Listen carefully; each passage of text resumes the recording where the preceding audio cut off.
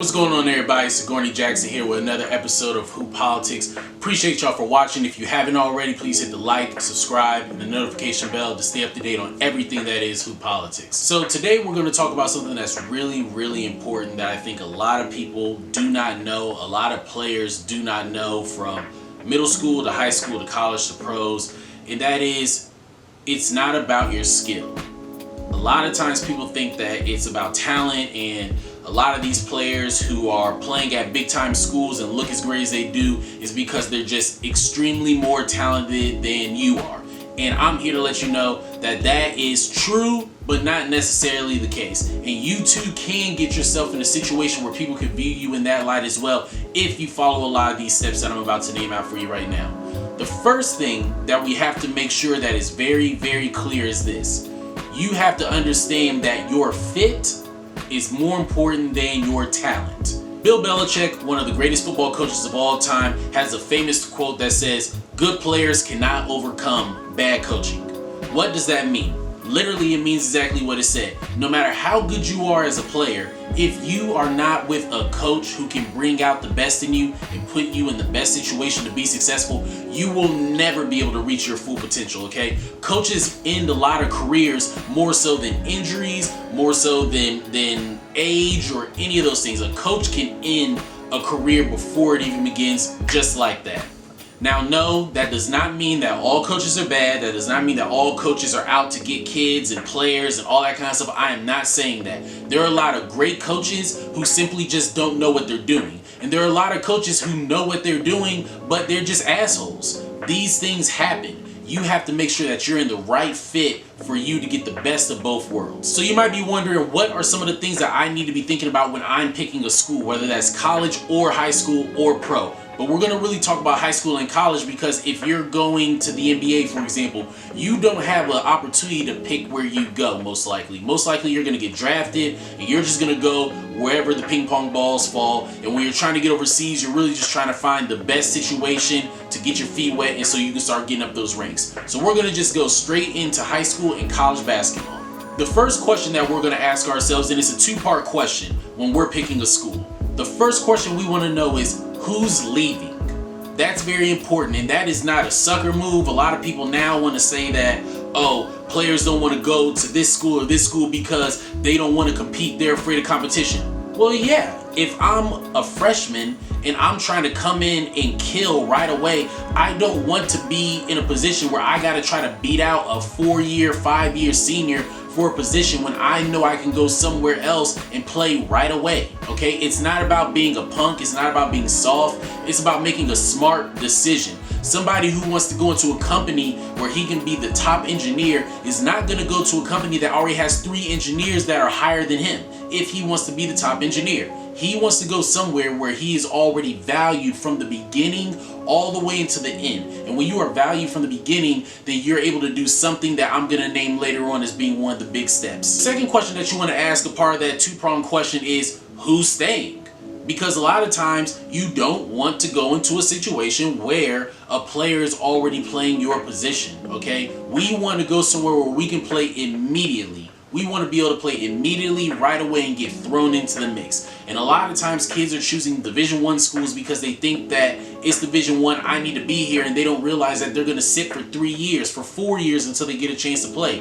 Why go to a Division I school where you might sit for 3 years and get 1 year to play as a senior when you can go to maybe a high-level Division II school and you can play right away? Or go to a JUCO for 1 year or 2 where you can play right away, you can get the experience, and you can get better because you can do all the training in the world. You can be in open gyms and all that kind of stuff. There's a certain level that you cannot reach if you are not getting real-time, game-time reps. The third question that we want to always ask ourselves is, does this system fit me?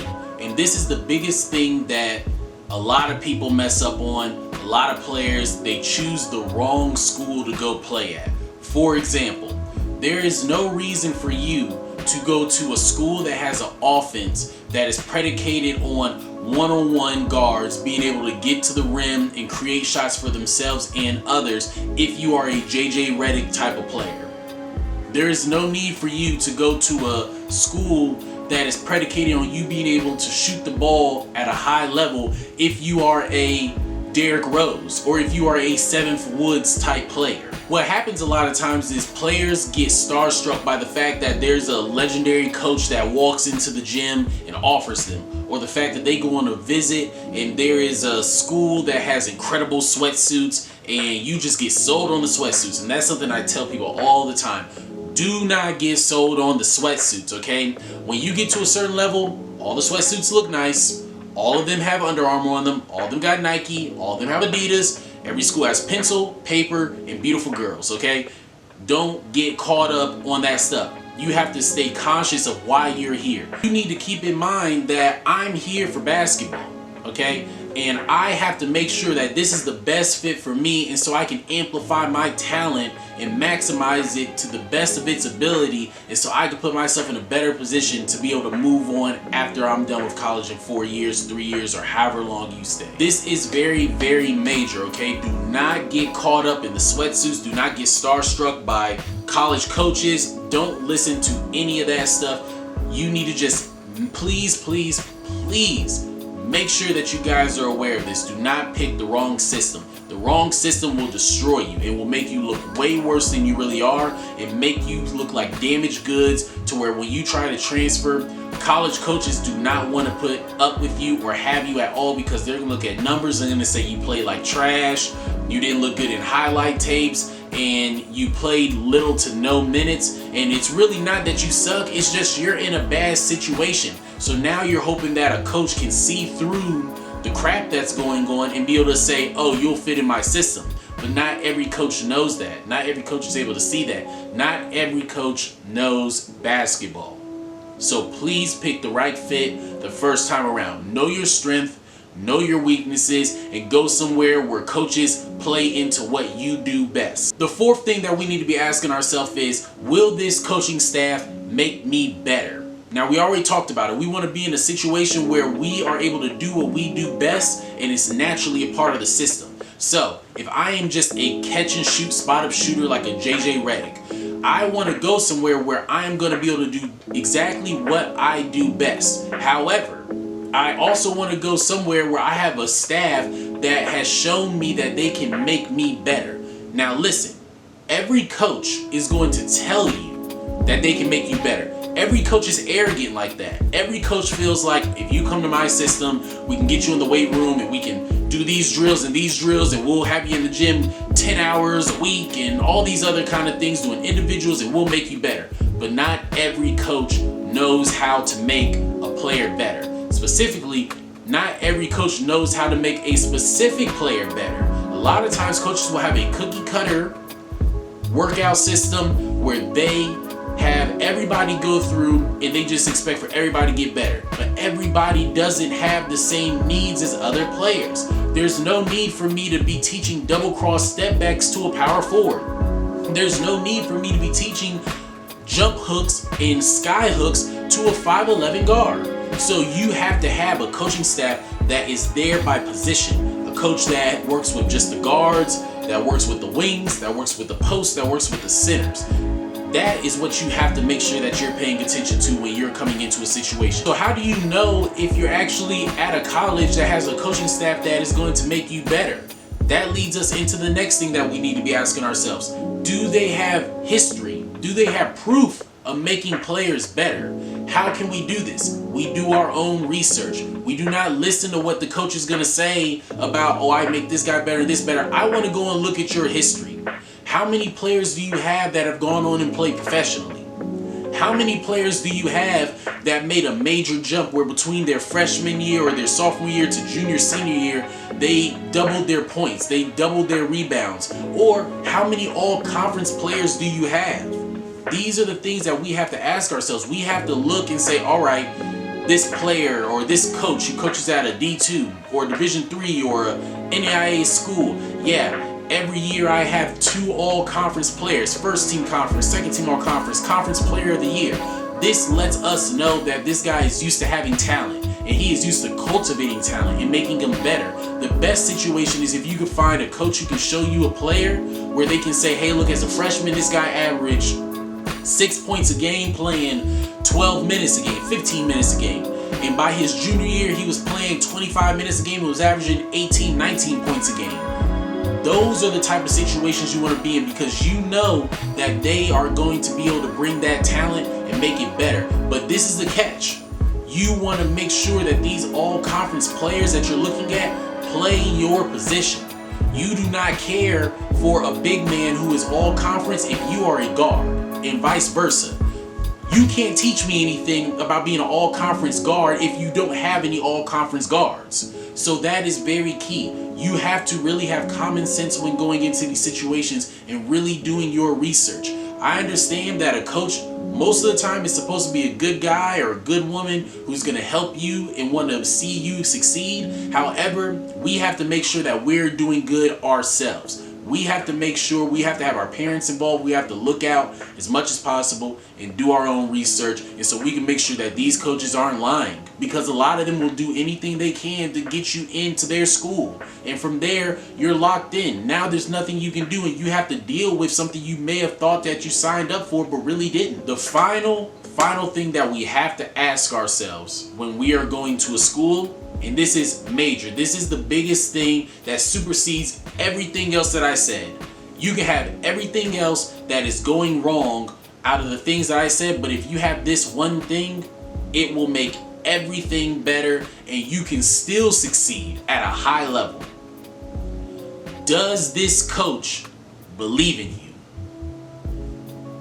In other words, do you have a coach that is going to let you do you from day one? If you have a coach who doesn't know how to coach, if you have a coach who doesn't know how to develop you, if you have a coach who doesn't even have a system in play that works for you, but he believes in you and is allowing you to go out and basically do you whenever you want, and you have no fear of coming out of the game, for getting yanked, for taking bad shots, you're not worried about losing minutes, you're not worried about anything, then you can still succeed. There are plenty of bad players out there who are with coaches who just completely 100% believe in them, and they look like all-world players. Now, of course, I'm not going to name any of those guys at the college or the pro level, but they exist. There are a lot of people out there who are great because of the situation they are in, okay? You want to make sure that you are with a coach, if you can at all, a coach who fully believes in you. If you have a coach who comes to you and says, listen, Jonathan, you're going to play from day one. We have all of our seniors have graduated that played your position. We are going to allow you to do exactly what you did in high school, and we're going to help you get better through that. Go. It doesn't matter what level it is, you need to go. At least go for a visit. Now, of course, if you have multiple schools that are saying that, then you can be choosy. But if you have a coach who says you can do you from day one, you need to take that opportunity and get up out of there, especially if they're paying for everything for school. Those are the things that you have to make sure when you are picking a school, when you are trying to find the right fit. The questions you need to always be asking is, who is leaving? Who is staying? Does this system fit for me? Does this system make me better? Do I have a coaching staff that's going to make me better? Does this coach have history of making players better? And last but not least, does this coach believe in you? If you can get all of those things a yes, then you are in the best situation, and there is no need for you to leave your school. There's no need for you to transfer or any of those type of things. And honestly, if players looked at that more often and did a checklist like that, then there wouldn't be as many kids in transfer portals. But what's happening is a lot of kids are getting sold on the sweatsuits. They're getting sold on sweatsuits, and they're getting sold on dreams that a lot of coaches are selling them.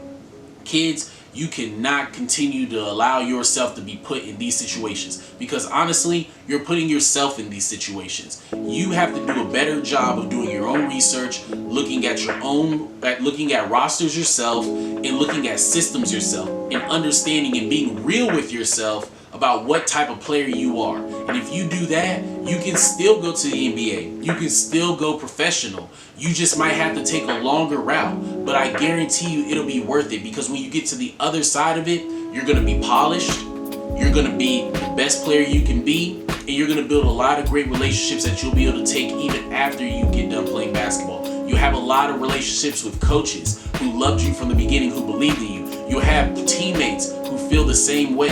And you're going to be able to then go and pass along your knowledge of the game and what you've gone through to the next generation. So that's all we got today.